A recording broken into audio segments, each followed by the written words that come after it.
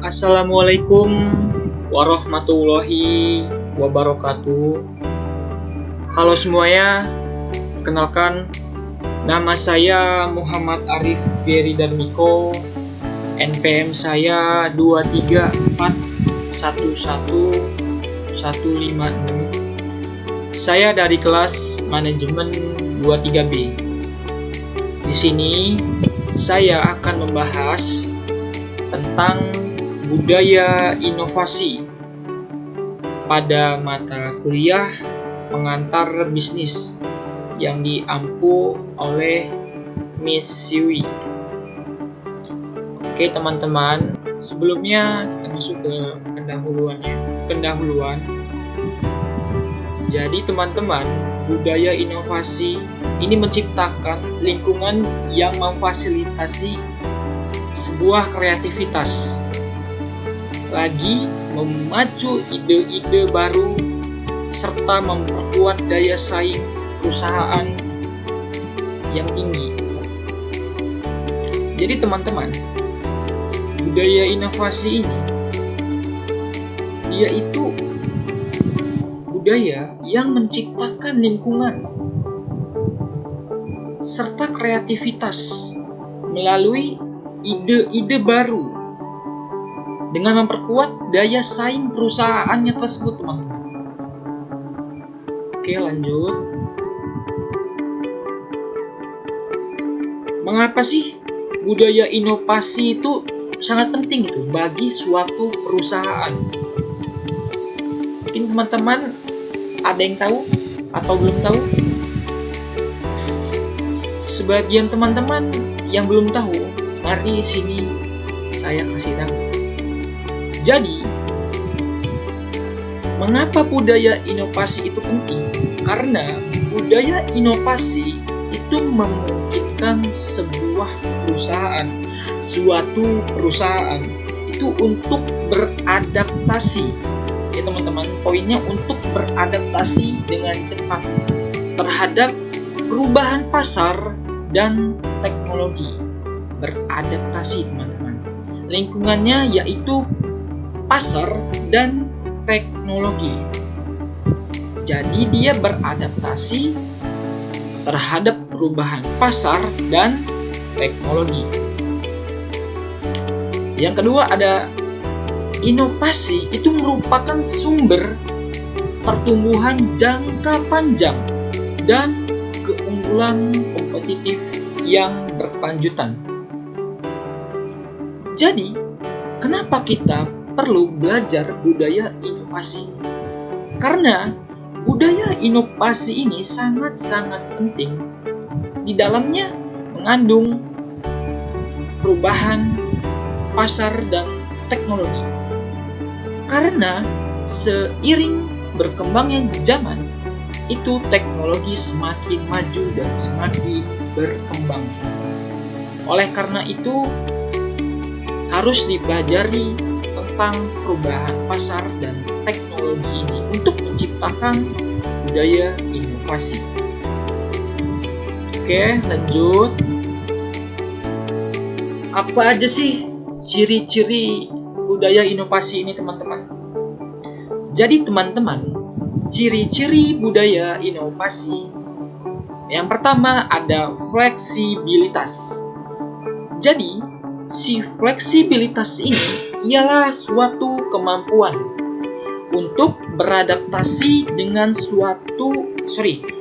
cepat terhadap suatu perubahan. Yang kedua, itu ada dukungan dari pemimpin. Jadi, suatu pemimpin di dalam perusahaan itu memberi dukungan, memberi support kepada karyawan-karyawan. Di sini isinya dukungan serta inspirasi dari pemimpin untuk mengembangkan budaya inovasi. Yang ketiga, ada kolaborasi. Kolaborasi antar tim dan departemen itu untuk menciptakan solusi terbaik. Yang keempat, ada keterbukaan. Keterbukaan ini mengandung unsur terbuka terhadap ide-ide baru tanpa takut mengalami yang namanya kegagalan. Jadi, terus mencoba ide-ide baru. Terus mencoba. Walaupun gagal, jangan takut. Terus mencoba. Sampai ada saatnya ide-ide baru itu dia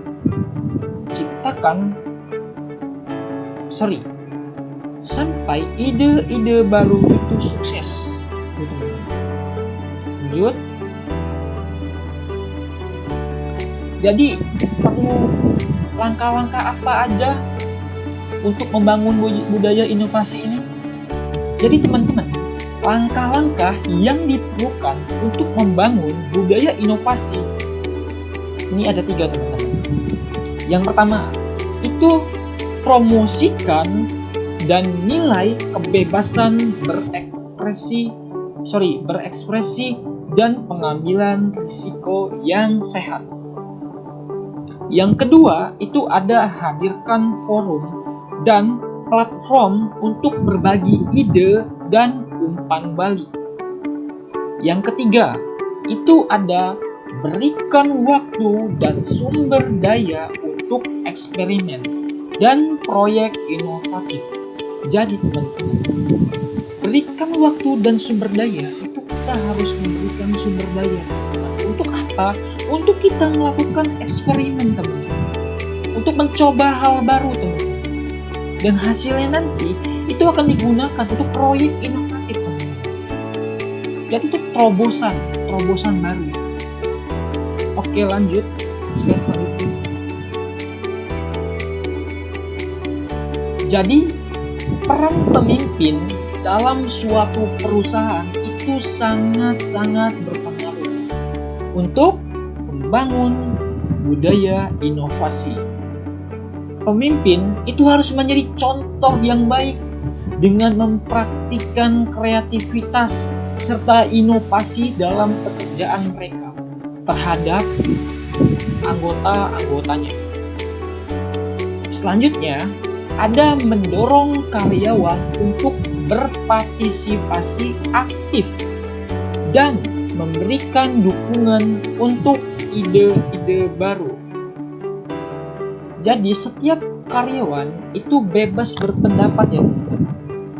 Setiap karyawan itu harus wajib untuk berpartisipasi aktif untuk memberikan dukungan ide-ide baru kepada perusahaan tersebut. Oke, lanjut. Mendorong kolaborasi dan keterbukaan.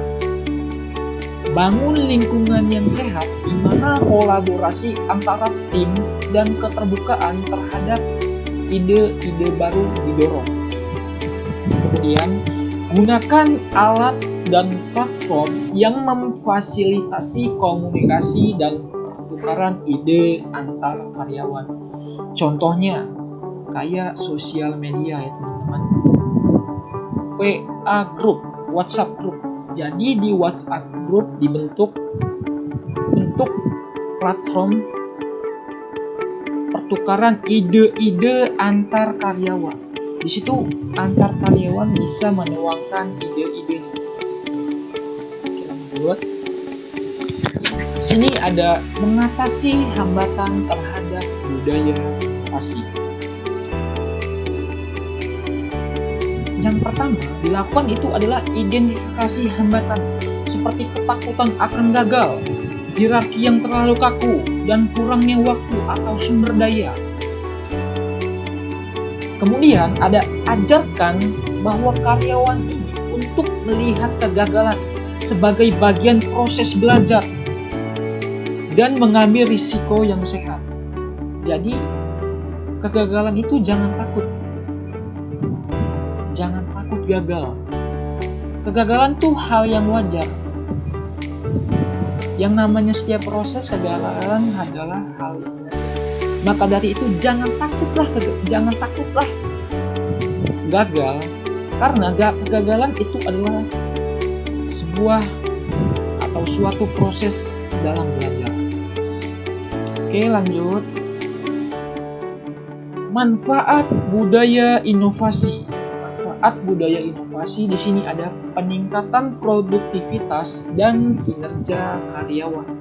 Yang kedua ada kemampuan untuk menciptakan sebuah produk baru dan layanan baru yang memenuhi kebutuhan pasar. Yang ketiga itu ada daya saing yang lebih tinggi dan kemampuan untuk bertahan di pasar yang berubah-ubah. Jadi teman-teman, di pasar itu keadaannya ada selalu naik dan turun, atau bahasanya pasang dan naik. Pasang turun kalau masalah. Selalu berubah-ubah. Jadi tidak monoton ya teman-teman. Selalu berubah-ubah. Lanjut.